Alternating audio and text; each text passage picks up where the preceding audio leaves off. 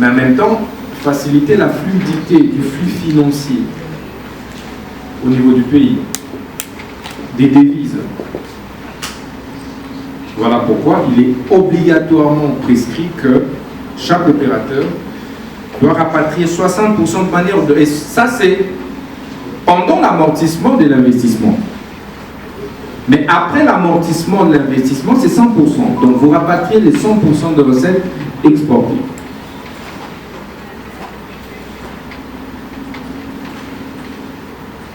Donc voilà une des grandes innovations aussi qui a à un moment donné embarrassé les opérateurs miniers. Ce code a aussi l'avantage de consacrer ce que moi j'appelle le droit, je veux dire le droit pénal minier.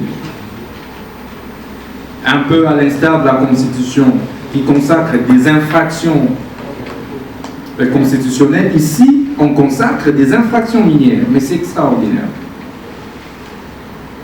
Désormais, il y a des actes qui sont érigés en infraction, mais sanctionnés en même temps par le code. La fraude minière, tout ça, la non-déclaration, fausse déclaration, bref, il y a toute une litanie qui part des articles 299 à 311. Donc voilà de manière résumée ce que je voudrais dire sur l'exploitation minière proprement dite et puis les innovations du code, les enjeux, comme vous venez vous-même de vous rendre compte, les enjeux sont beaucoup plus souverainistes. Les opérateurs miniers qui étaient là sur base de l'ancien code, évidemment, ne pouvaient nullement accepter ce nouveau code parce que ça perturbe leur calcul financier en termes de dividendes. Mais ça profite à l'État. Et ce code reste autant incitatif aux investissements.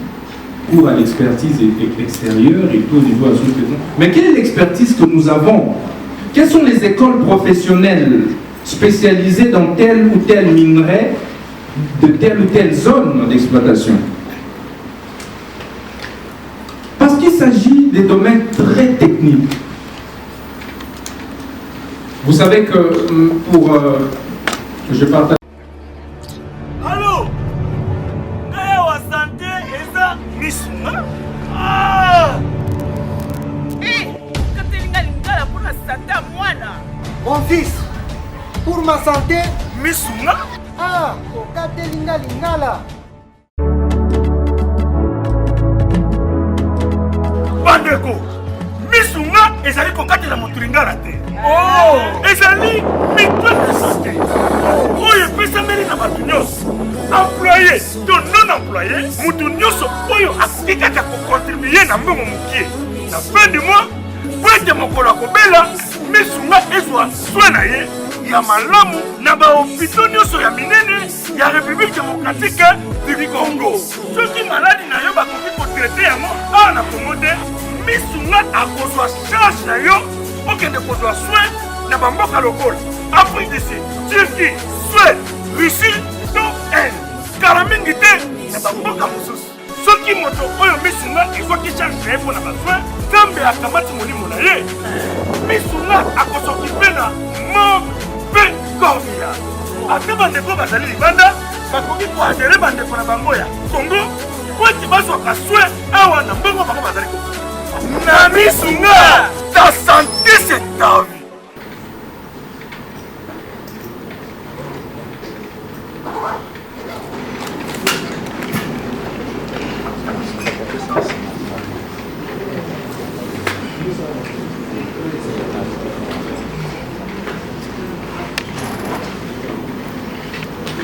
Votre attention, conférence de presse.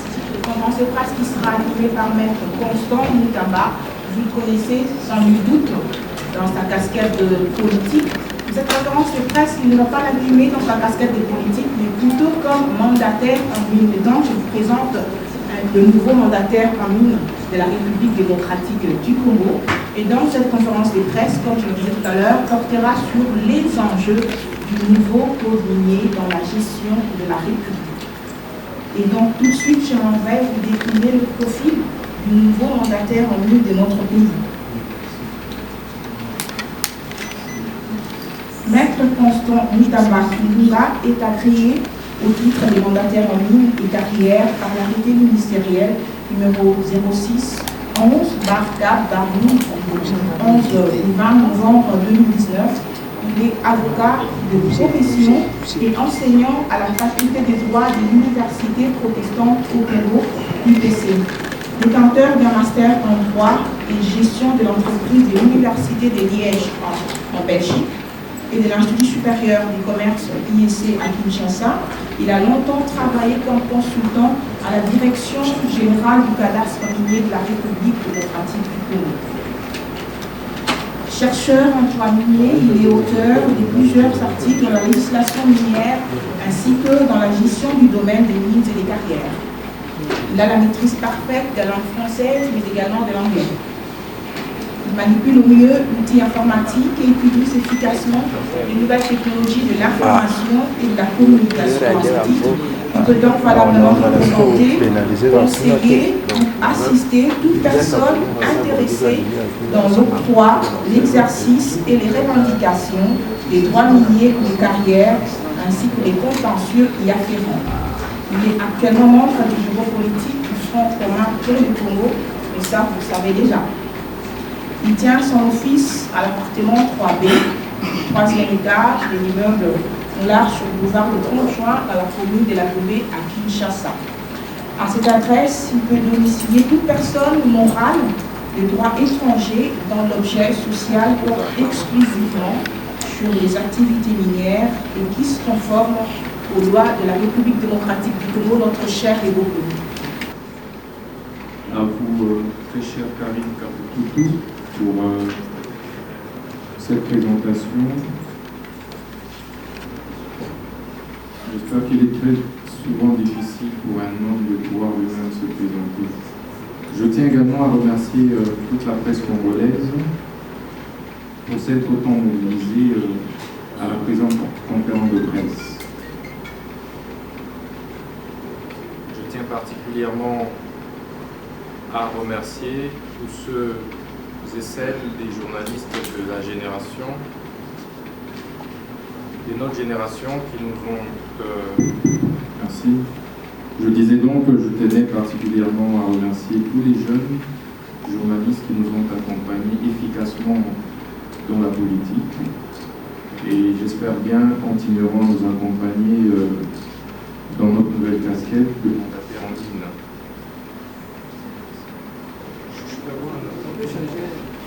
Et solliciter une fois de plus l'accompagnement médiatique de la presse, des amis, frères et sœurs qui sont ici présents dans cette nouvelle tâche qui sera très difficile parce qu'évidemment nous allons essayer tant soit peu de bousculer les mondes miniers tant que possible.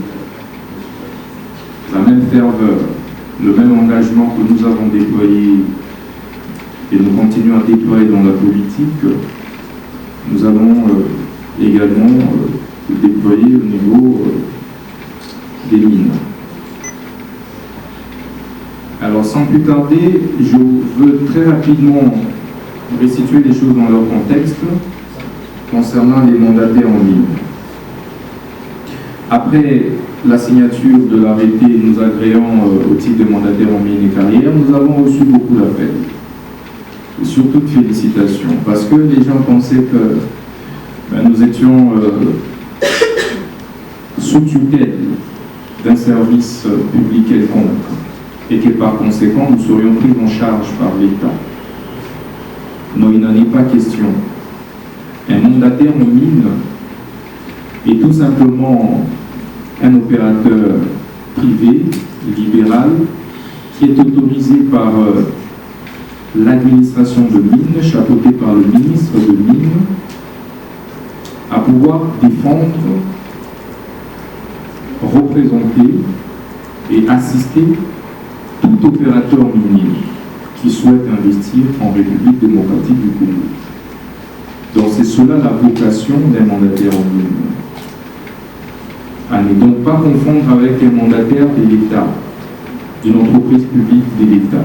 Donc aujourd'hui, je suis toujours mandataire au niveau de l'ONATRA Donc ça, c'est l'État. Là, je sers l'État. Mais en tant que mandataire en mine, tu travailles pour toi-même. C'est une profession libérale, comme le journalisme, comme l'avocature et tout. Donc, il n'y a pas qu'un avocat qui peut être mandataire en mine. Tout le monde peut devenir mandataire en mine, à condition de prouver que l'on est capable, évidemment, de défendre comme il se doit les miniers. Étant donné que c'est un secteur dans lequel il y a beaucoup de moyens, beaucoup d'argent, donc beaucoup de risques, l'État lui-même réglemente ça. Voilà pourquoi, vous voyez, seuls les ministres des mines peuvent agréer quelqu'un comme mandataire en mine. Mais avant ça, il faut remplir une procédure plus ou moins rocailleuse. Donc, en ce qui me concerne, peut-être les gens ne le savent pas, j'avais rempli toutes les conditions depuis 2013, donc ce n'est pas aujourd'hui. Dans les processus, ça a plutôt abouti après tout ce temps. Donc, il faut payer une caution des 4 500 $ à titre gratuit, non remboursable à l'État. Il faut prouver qu'on a des offices viables, etc. Donc il y a quand même à cette condition. Donc ça, c'était pour fixer tout le monde. Ceci dit, je vais donc parler essentiellement de l'exploitation minière de carrière et puis de l'exploitation artisanale des mines et de carrière. À propos du premier, je vais m'appuyer sur le code, le nouveau code minier qui a été le fruit de plusieurs échanges. En fait, c'est par la loi numéro 007 par 2002, du 11 juillet 2002, que nous avons eu la mouture de ce code, mais qui venait d'être modifié. C'est la même loi qui a été modifiée par la loi du 9 mars 2018. Donc c'est ce qu'on appelle nouveau code minier, qui a été à la base de beaucoup de tensions, de beaucoup de problèmes, et même, je pense que nous avons des problèmes dans ce pays aujourd'hui à cause de ce code minier. À côté, c'est les règlements miniers. Donc les règlements miniers, c'est l'acte qui porte les jours d'application du code minier. Ça, c'est pris par le Premier ministre et quand signé par le ministre des Mines de l'époque. C'était Bruno Tshibala et Kabelou, 8 juin 2018.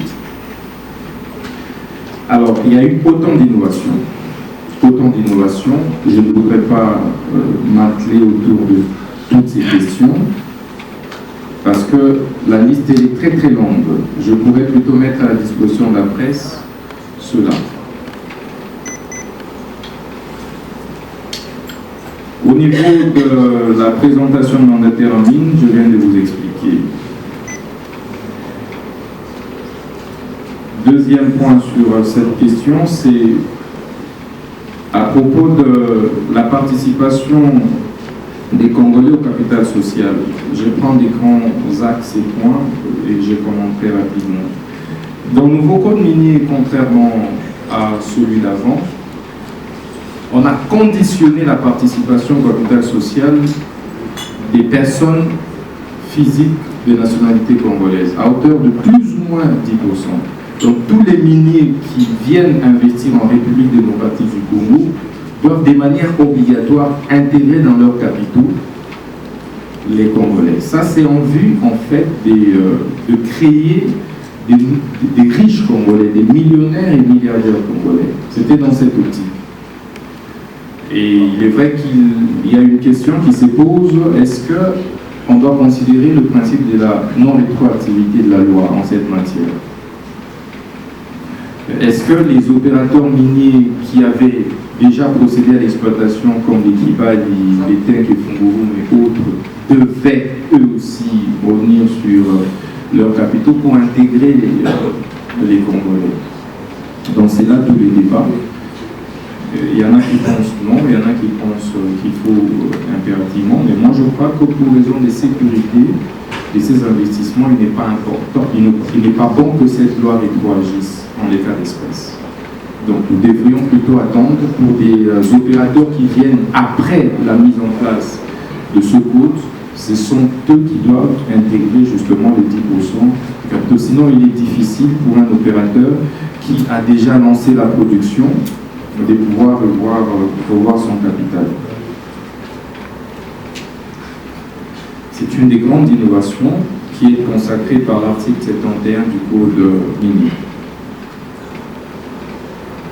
Une autre grande innovation sur laquelle je voudrais m'appesantir, c'est la transformation des minerais. Il est prévu dans le nouveau Code minier, à son article 82, la transformation de minerais. Mais comment on transforme nos minerais? Je dois ici rappeler que la seule possibilité, façon pour les Congolais de bénéficier de leurs ressources minérales, en fait, c'est la transformation. Tant que nous continuerons à exporter les bruts pour qu'ils soient transformés et que nous rachetions les produits finis, transformés, ça va être difficile de créer de la richesse au Congo. Voilà pourquoi, par exemple, pour ce qui concerne ce code minier, nous sommes partis, l'ancien code pouvait permettre à l'État de mobiliser autour de 800 millions de dollars, mais aujourd'hui, avec le nouveau, les estimations varient autour de 2 milliards de dollars. C'est toujours insignifiant. Pourquoi c'est insignifiant? Mais parce que nous exportons le brut qui est transformé. On fabrique le téléphone avec, etc. Vous verrez qu'une petite matière peut être revendue aux Congolais, mais je crois qu'au centuple du prix vendu. Et ça, c'est un réel problème. La transformation permettra de pouvoir naturellement créer de l'emploi de manière exponentielle, consolider la croissance du pays, mais aussi essentiellement créer énormément de richesses. Mais pour ça, il y a des conditions. La transformation minerais implique, entre autres, une énergie qui soit à la hauteur. Il faut une grande énergie, une grande desserte en énergie électrique. Ce qui est aujourd'hui difficile, donc vous ne pouvez pas venir investir des milliards dans un contexte de délestage comme c'est le cas, et une électricité ou une énergie pratiquement domestique. C'est difficile. Voilà pourquoi il faut encourager. Donc, je voudrais ici encourager le projet Moringa, mais en même temps formuler un plaidoyer pour l'accélération des travaux. Si ce projet venait à aboutir, vous verrez que l'ambition de la RDC à transformer ces minerais va s'accélérer et permettra naturellement de pouvoir impacter positivement sur la vie des populations. Sans cela, ça va être difficile. Et comme vous le savez, la construction du Grand Inga, il faut un minimum de 7 ans. Donc nous invitons très sincèrement les autorités à accélérer le processus et les négociations avec les bailleurs. Ce n'est qu'après qu'il faudra mettre en place une législation particulière. Donc ce n'est pas les codes miniers qui régencent la transformation mineure. Il faudra une législation particulière qui tienne compte des spécificités du domaine. Mais il ne faudrait pas que quand ça va s'épuiser, qu'ils repartent dans leur pays d'origine en laissant notre République dans cet état. Nous avons aujourd'hui Sosacom, c'est l'œuvre de quoi? Mais c'est de la Gécamine. Sur le boulevard, vous avez encore un autre immeuble, là, c'est l'œuvre de l'Amiba. Alors que pour l'instant, je vous informe par exemple que les cuivres qui est exporté dépassent de loin celui qui est exporté en 60.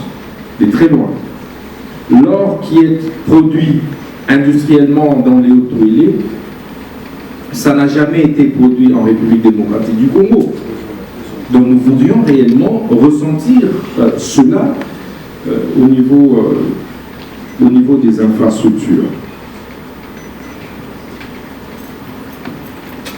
À propos des impôts, droits, taxes, dépenses, à ce niveau, il y a un problème. Vous savez que nous souffrons d'une chose.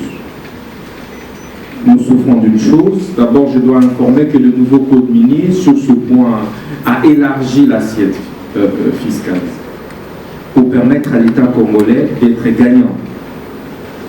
Donc, je ne voudrais pas, je vais sûrement revenir là-dessus lorsque je vais aborder la question de l'exploitation artisanale. Mais ici, le problème qui se pose, c'est le coulage des recettes, le non-encadrement de toutes ces ressources, de toutes ces recettes. Il y a une anarchie, un désordre lors de la perception et qui favorise la fraude. Voilà pourquoi, sur ce point, je propose que le gouvernement de la République, à travers son administration de mine, mette en place un guichet unique des perceptions de toutes ces taxes. Évidemment, il existe un guichet unique pour l'exportation minerais. Mais ça doit aller au-delà. Nous devons mettre en place un système de perception unique. À un seul endroit, un opérateur qui a produit, qui doit supporter toutes ces charges, devrait le faire à un seul endroit. Et informatiser, ça c'est la deuxième recommandation sur ce point, informatiser la gestion minière, les systèmes de gestion minière. C'est important. Le ministre des services de mine devrait, à partir de leur bureau, un peu comme le cadastre minier a fait, vous avez besoin d'acquérir ou de signer un contrat d'amodiation. Vous allez chez cadastre minier, mais tout ça est électronique. C'est dans le site de cadastre minier que vous trouvez. Dans les DG de cadastre minier a la possibilité de pouvoir vous montrer tout à partir de son ordinateur. Et ça, c'est une grande innovation. Il faut donc que cela s'étende sur l'ensemble de l'administration minière, surtout financière. Ça permettrait de savoir combien est entré dans le domaine, dans les secteurs miniers. Et vous verrez qu'avec le nouveau code minier, nous irons bien sûr au-delà des prévisions de milliards de dollars. Je parle des redévances sur ce point aussi. La redévance minière, vous savez qu'elle a aussi fait l'objet de plusieurs débats. L'innovation du code est aussi que cette redévance a été élevée à 10%. De ce 10%, ça c'est l'article 241, 242 du code minier qui l'organise. Rappelons que de ce 10%, 50% revient au pouvoir central, 25% revient à la province minière, la province dans laquelle est produit les mines, 15% dans l'entité territoriale décentralisée où est produit une mine, et enfin 10% qui revient au fonds minier pour les générations futures. En fait, c'est encore une autre innovation du code. On a créé le fonds minier pour les générations futures en vue justement de répondre à cette problématique qui mine, qui plombe notre système minier de la non-certification de nos ressources. Pour votre information, seuls 15% de nos ressources ont fait l'objet d'études jusqu'ici. Donc lorsqu'on parle des scandales géologiques et tout, etc., mais c'est sur base simplement de 15% que les Belges avaient fait. Et pour votre information, ces données, cette cartographie minéralogique se trouve encore dans les tiroirs des Belges. Une autre recommandation que je formule, il faut impérativement, à l'instar des œuvres d'art qui jonchent encore les musées belges, je voudrais inviter le gouvernement, donc l'administration de mine, à faire pression pour que, évidemment, notre cartographie minéralogique nous revienne. C'est important, vous ne pouvez rien faire sans cela. Actualiser, je veux dire. Mais aussi, en même temps, à travers ce fonds minier, donc, qui sera alimenté par les 10% de 10%, donc de la redevance minière, ça nous permet de financer les études des certifications de minerais. Mais en même temps, faciliter la fluidité du flux financier au niveau du pays, des devises. Voilà pourquoi il est obligatoirement prescrit que chaque opérateur doit rapatrier 60% de manière de... Et ça, c'est pendant l'amortissement de l'investissement. Mais après l'amortissement de l'investissement, c'est 100%. Donc vous rapatriez les 100% de recettes exportées.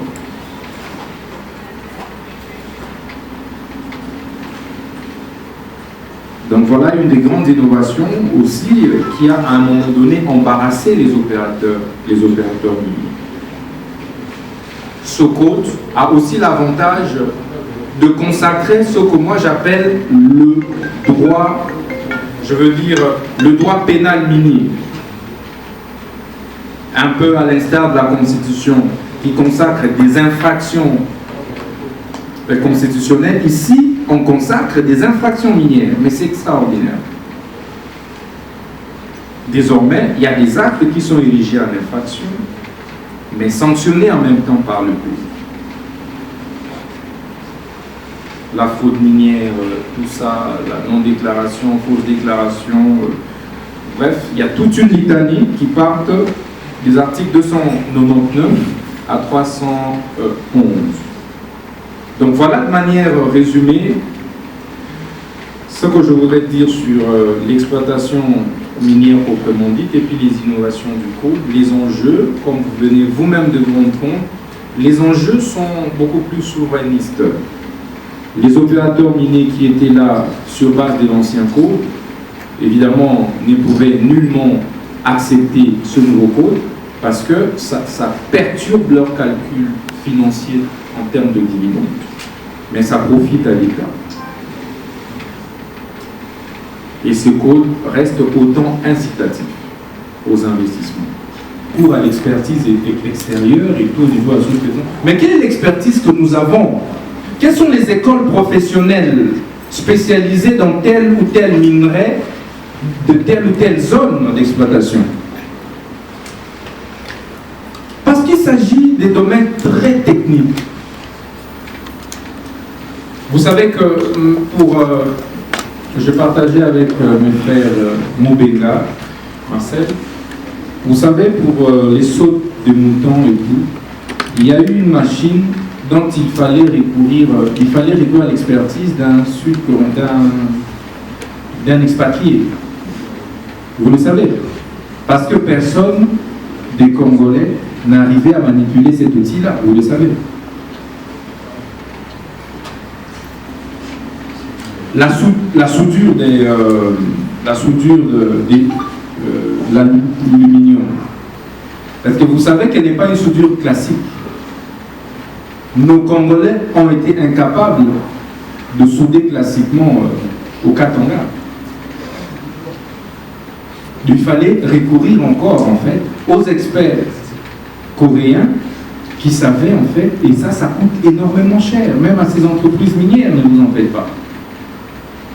Donc ces entreprises auraient aussi voulu que l'État congolais investisse davantage dans la formation technique et professionnelle. Donc ces ministères, je pense qu'au jour d'aujourd'hui, c'est le ministère le plus important. Commençons tout d'abord par investir dans l'expertise des mines et carrières. À partir de ce moment-là, nous pouvons évidemment dire que les minerais sont obligés de recourir à l'expertise et tout. Vous savez que pour pouvoir fournir l'eau seulement dans une exploitation minière des 4000 personnes, mais il faut avoir l'argent parce que tu fournis cette eau matin, midi, soir. Imaginez, tu fournis 4000 petites bouteilles x 3, donc vous êtes autour de 12 000 bouteilles par jour. Avec emballage. Est-ce qu'on a une entreprise congolaise qui peut faire ça? C'est là toute la question. Est-ce que moi, Congolais, je suis capable de fournir ça? Là où c'est possible, notamment au niveau de la sécurité, vous savez que, sans citer son nom, mon aîné Gentini Ngobila, à l'époque, il avait créé tout un groupe qui travaille dans la sous-traitance minière. Donc il y a d'autres Congolais, évidemment, qui ont des liquidités, qui travaillent dans ça. Okay? Donc, d'où l'appel que je lance à l'État congolais, à travers le fonds minier notamment, de soutenir et de financer. On identifie les exploitants, les sous-traitants, crédibles, sérieux, on identifie les besoins des entreprises minières et on finance. Ils peuvent même être en corporation. Donc l'administration de mines peut organiser tout un service sous forme de société qui s'occupe d'identification de besoins de sous-traitance dans le mine. Parce que qu'est-ce qui se passe aujourd'hui? Et je le dénonce. C'est que les entreprises minières eux-mêmes créent de petites sociétés de sous-traitance. Et on fait passer en avant-plan un ou deux Congolais. Pourtant, l'argent revient en fait à l'entreprise. Donc ça ne contribue pas à l'ambition qui était celle de promouvoir la classe moyenne. C'est impossible en ce moment-là, parce que c'est l'opération retour. Donc l'État doit très rapidement, à travers l'administration mine, mettre en place une entreprise, ça ne coûte rien, qui s'occupe spécialement de la sous-traitance minière. Et vous verrez que beaucoup de choses vont changer. On identifie les besoins, on envoie des gens être formés à l'étranger, et puis ils reviennent. Les miniers qui souhaiteraient investir en République démocratique du Congo, ils peuvent donc nous contacter et nous allons très valablement le représenter. Je vous informe, contrairement à ce que les gens disent, un étranger peut aussi investir dans le droit minier. Il n'est pas obligé de créer une société de droit congolais. Parce que j'ai entendu aussi beaucoup de discours dans ce sens. Seulement, l'article 23 du Code est clair. Cet étranger-là, je veux dire, cette personne morale de droit étranger, d'une société qui existe même déjà, mais de droit étranger, est obligé d'élire domicile auprès d'un mandataire communal. Et donc nous sommes là, nous pouvons très valablement vous représenter. Nous restons très disposés à répondre aux futures questions qui nous seront posées. Je vous remercie infiniment et je laisse la parole à la modération.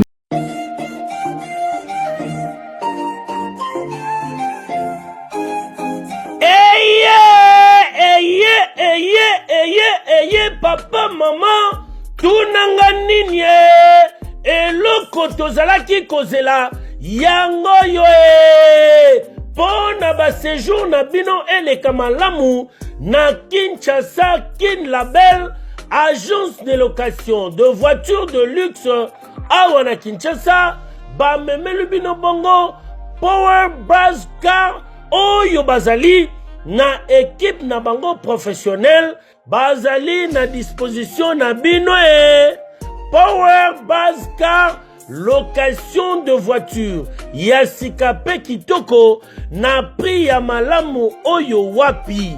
Okoki ko contacter bandeko ya Power Buzz Car na ba numéro oyo plus 243 85 151 5000.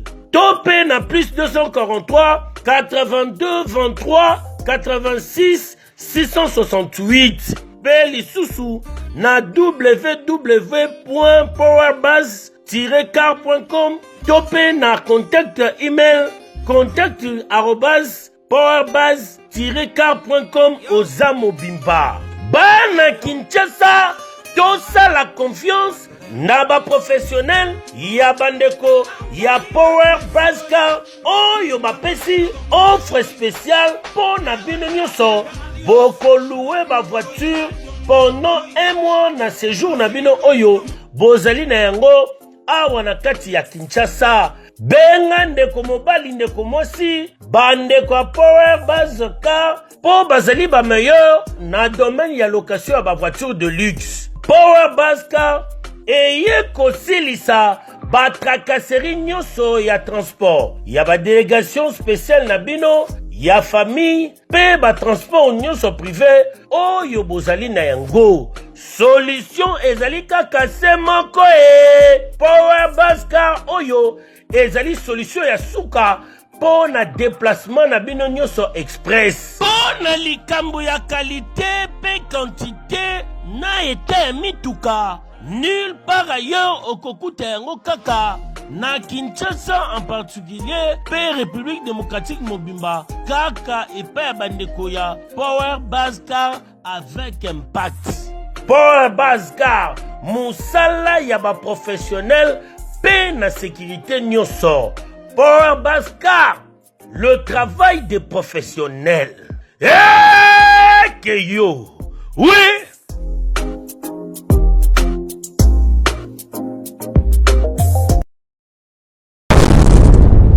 Congo France.